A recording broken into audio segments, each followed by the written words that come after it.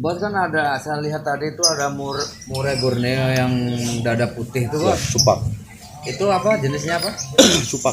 Supak tuh dari mana? Endemiknya dari mana tuh? Borneo. Asli Borneo. Borneo. Itu ngembung enggak bos? Ngembung. Ngembung. Ngembung.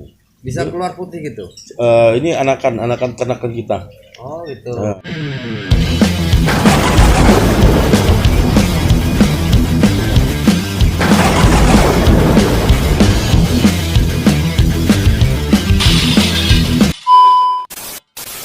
Anak-anak sering main ke rumah Bos EN.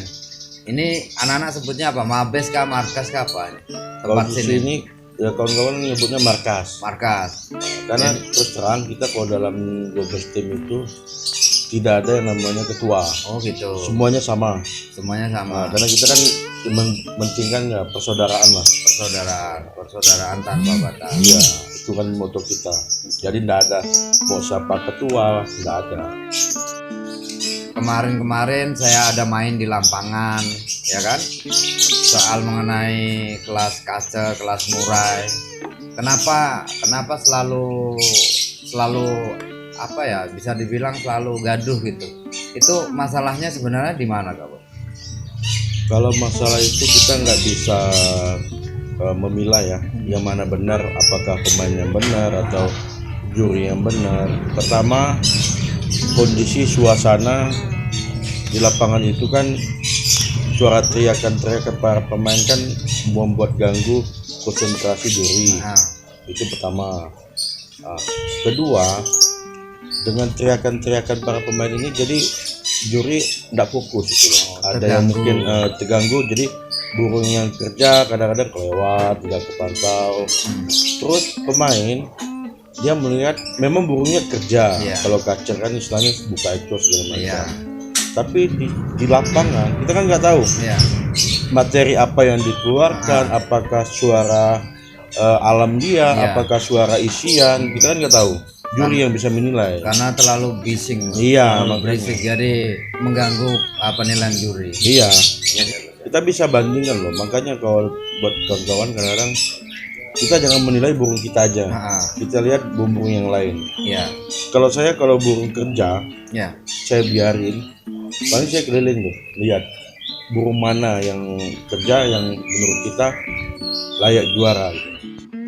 Bersikap seperti itu kan mungkin merasa ya burungnya kan kerja. Bisa jadi juga juri kurang terpantau. Ya karena pengaruh itu tadi, karena pengaruh teriakan pemain yang lain.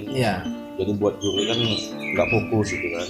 Gimana caranya Pontianak bisa buat gelar F1 yang setingkat setara nasional lah, walaupun tidak setingkat nasional setidaknya setara lah gitu. Udah layak kah Pontianak dikasih kelas setara nasional? Ya yang mewah. Menurut saya sih layak aja. Kenapa? Udah layak. Mengingat pemainnya masih kayak gitu bos. Masih ibaratnya protes sesukanya, teriak sini sana. Ya kita buat aturan. Kita terapin aturan. Enggak. Ini istilahnya event besar yang kita samain dengan yang biasa gitu. Jadi nanti acaranya Bos EN mau menerapkan rencananya akan kita jadi siap aja. Jadi semuanya udah yang kejadian kemarin udah jadi pelajaran. Jadi karena ini kemarin kita buat kemarin sih alhamdulillah sih pemain sih ya pen aja sih, nggak ada hujan atau apa. Yang kemarin masuk ke lapangan pun istilahnya tuh nggak mesti silakan masuk ke lapangan tapi dengan teriak kan gitu ya. Yang kemarin tuh yang bos punya acara itu kan ada pemain yang protesnya berlebihan tuh.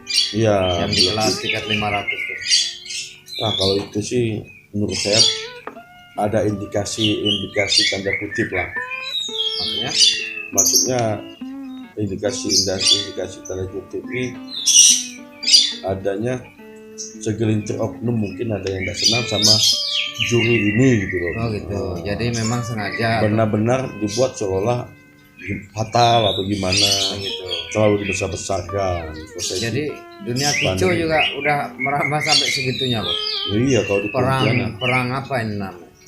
Kalau Pontianak mungkin ya saling menjatuhkan supaya pemikiran pemain, oh juri ini nggak bagus, juri ini nggak bagus. Karena kalau bagi kita semua juri sama aja.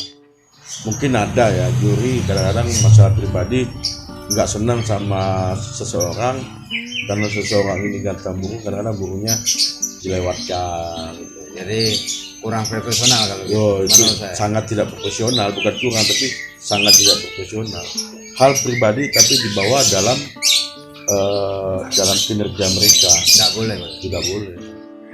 Kalau saya pribadi sih yang utama paling kita pengen merasakan gimana suasana gantangan di tingkat nasional yang dihadiri sekian ribu orang seluruh Indonesia. Oh. Selama ini kan kita hanya lokal setempat aja kan. Oh. Suasananya di nasional itu seperti apa? Oh. Terus penilaian jurinya juga di nasional seperti apa?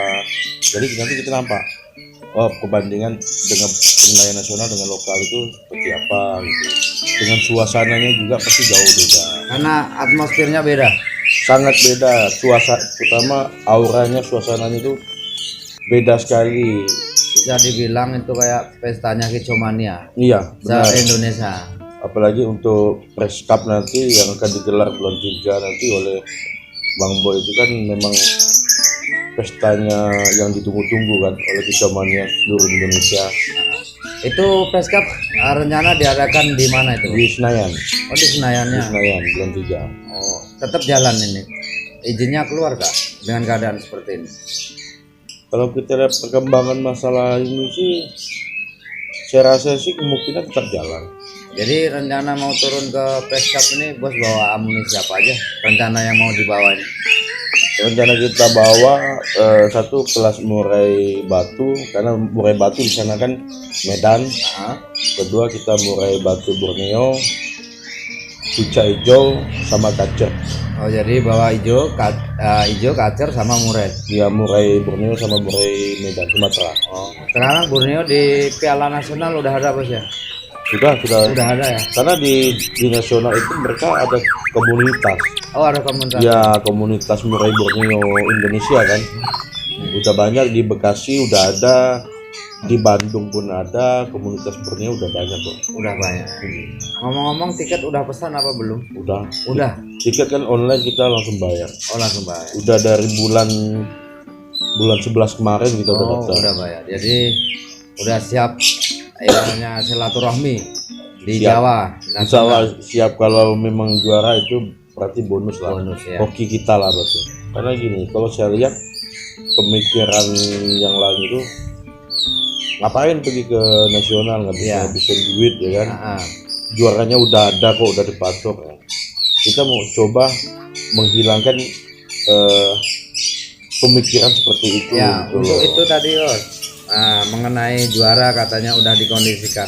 Menurut dosen sendiri nih untuk Piala Press Cup ini percaya kah dengan hal kayak gitu? Kalau untuk Press Cup BNR 100% saya enggak Yakin ya? yakin, karena kita udah berapa kali ngadiri acaranya BNR, Ya. terutama BNR World, terus BNR 1 Cup kita juga udah hadiri, kita daftar juga. Ya nyatanya kan kita bisa melihat karena gimana caranya juri mau bermain seperti apa, menurut saya tuh tipis lah.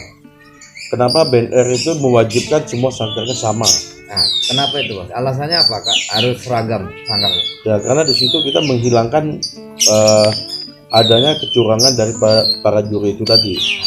Nah, supaya mereka nggak bisa membedakan, oh ini burungnya ini, karena sama gitu. semua. Oh gitu. Ya, Tujuan. pikiran saya itu seperti itu. Pernah kita kejadian waktu di BNR World itu, terutama kelas lobot, karena tebok lobot itu kan memang asalnya dari pabrik kan dia nggak ada pentolan kan, Iya. tapi ada pemain yang masang pentolan. Oh gitu. Karena bagi mereka sayang takut cacat. Tapi kalau memang udah standarnya BNR idis, Oh gitu. karena standarnya BNR itu nggak ada pentolan. Oh gitu. Karena itu istilah bisa berpikiran itu tanda Oh, untuk tanda, juri, ya. gitu. Makanya tisu aja kalau kita lap basah nempel Ya. itu dis, Dis. itu bisa dibilang tanda. Makanya dari situ kita bisa lihat netralitas di BNR itu. Gitu. Makanya nggak ada istilahnya juara titipan atau pemain apa, karena saya sendiri juga udah berapa kali menghadiri. Waktu band Airways kita pernah silaturahmi ke rumah beliau, kita sharing-sharing mengenai pakem mereka seperti apa. Terus terutama kemarin saya silaturahmi ke beliau itu pengen ngangkat kelas Murai Borneo. Oh gitu.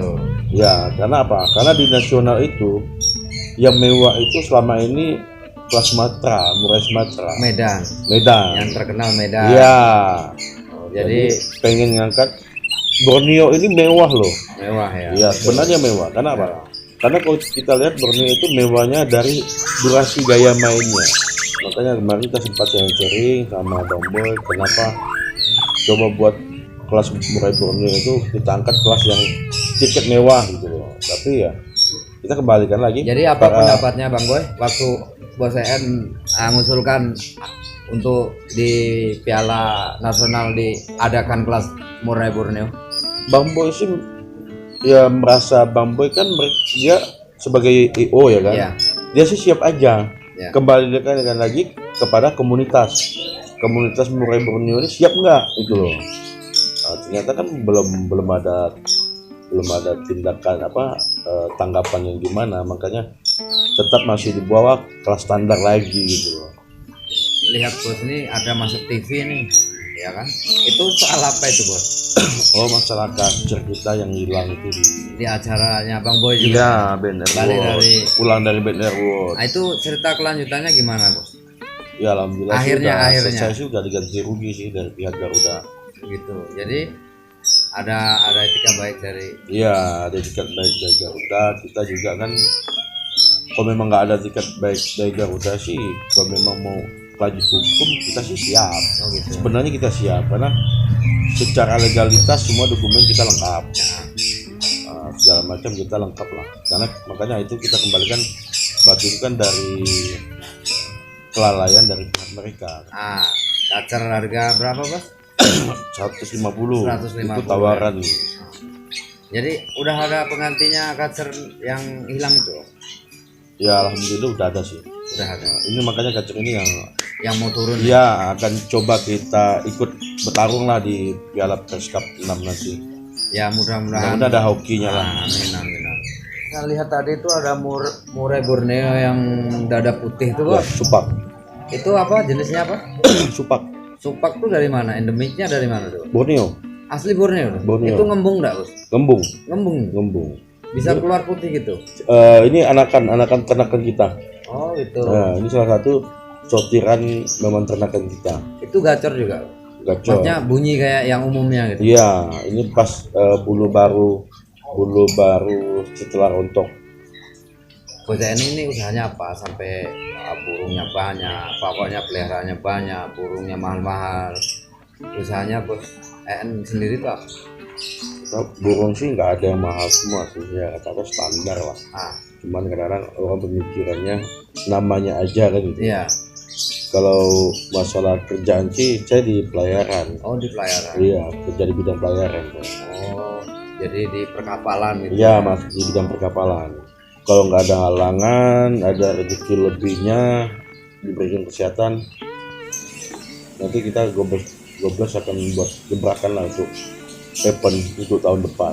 Di Pontianak. Iya di Pontianak. Oh jadi mau 12 tim ini mau bikin acara gitu lah. Iya. Punya hajatan, ngadain lomba gitu. Iya. Karena selama ini kan ke Pontianak ini kan rata-rata kan standar semua. Ya. Piala-piala juga standar semua. Kalau kita kan udah pernah ke Jawa, tahu ada pengalaman gitu. Iya, makanya kita benar-benar gimana piala ini benar-benar jadikan kenang-kenangan. Oh, betul. Makanya saya mau buat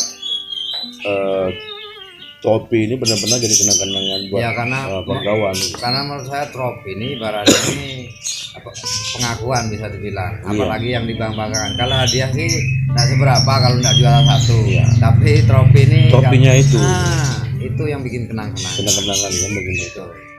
Ya mudah-mudahan nanti acaranya bisa terlaksana ya Bos ya. Iya, amin. Menyambut awal tahun 2021 ini, harapan Bos untuk Ucemania yang ada di Pontianak ini harapannya seperti apa? Harapan ke depan ya intinya supaya para kicau mania ini kan tetap berjalan terus.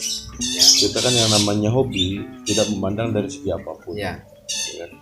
Makanya tetap berkembang terus, semakin banyak diminati, dan lomba-lomba dan para IO pun juga harus satu sisi mentingkan pemainnya juga, tidak hanya semata-mata mentingkan pendapatan juga ya kan, tapi harus mentingkan dari segi pemainnya juga, harus saling mengimbangi lah supaya kedepannya kita bisa makin maju lagi.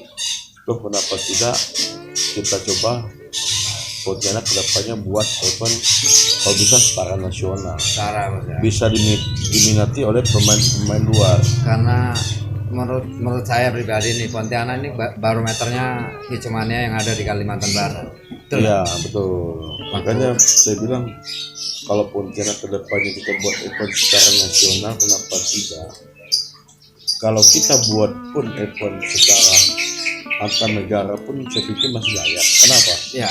Kita dekat loh dengan Malaysia, dengan Brunei, terutama kalau para kicau mania Intikong itu kan, pada mereka buat acara tahunan, para pemain Brunei sama Malaysia pada berdatangan. Tapi dari situ kan gitu udah lihat, berarti udah antar negara kan gitu. Iya. Oh berarti pemain kicau mania yang ada di Malaysia sama Brunei pernah datang ke Pontianak? Pernah. Kalau pas turun Piala Nasional gitu, biasanya mantau-mantau burung-burung untuk dipinang biasanya. Ada, tetap kita pantau lah. Istilahnya burung-burung yang pas nasional kita lihat, kita suka, cuma kadang-kadang kan terbentuk masalah harga. Harga itu biasa kalau Piala Nasional tuh kalau yang juara-juara kisaran berapa tuh? Nah, disitulah kesempatan para pemain sebenarnya, burung yang juara nasional, apalagi gelaran BNR, bisa naikin kuantitas burung tersebut gitu. Bisa jadi burung yang harganya 1-2 juta tapi dia mewah, bisa juara di nasional, bisa beli sampai sekian ratus juta. Bisa. Berarti perputaran uang di dunia kicau ini sangat besar. Perputaran uang di kicau sangat besar. Itu udah termasuk bisa dijadikan pekerjaan saja. Bisa. Makanya dengan kicau ini banyak ada segi keuntungan bagi orang lain, terutama para pengepul koto, para pencari koto, peternak jangkrik. Ada sisi keuntungan bagi mereka kan, yang nggak ada kerjaan, bisa jadi penghasilan. Para pembuat sangkar, ya kan, pengganti sangkar itu kan, jadi banyak gitu loh, pesanan-pesanan segala macam. Ada dari situ sebenarnya perekonomian kita sebenarnya untuk dunia kicau aja sangat besar sekali. Dari istri pun ya support ya, keluarga support ya. Dari pihak orang tua saya juga, selama itu enak positif bagi saya ya silakan. Subuh kita bangun ngembunin burung, sambil ngembunin burung, nunggu burung, udah waktunya sholat subuh kita sholat. Positif iya, sangat banyak. Dulu kalau nggak ada burung kita bisa dikatakan dalam setahun dapat dihitung dengan jari mungkin kita sholat subuh kan. Dengan adanya burung, dengan burungnya kita harus embunin, jadi kita sholat. Jadi ada manfaatnya juga, sisi baiknya juga.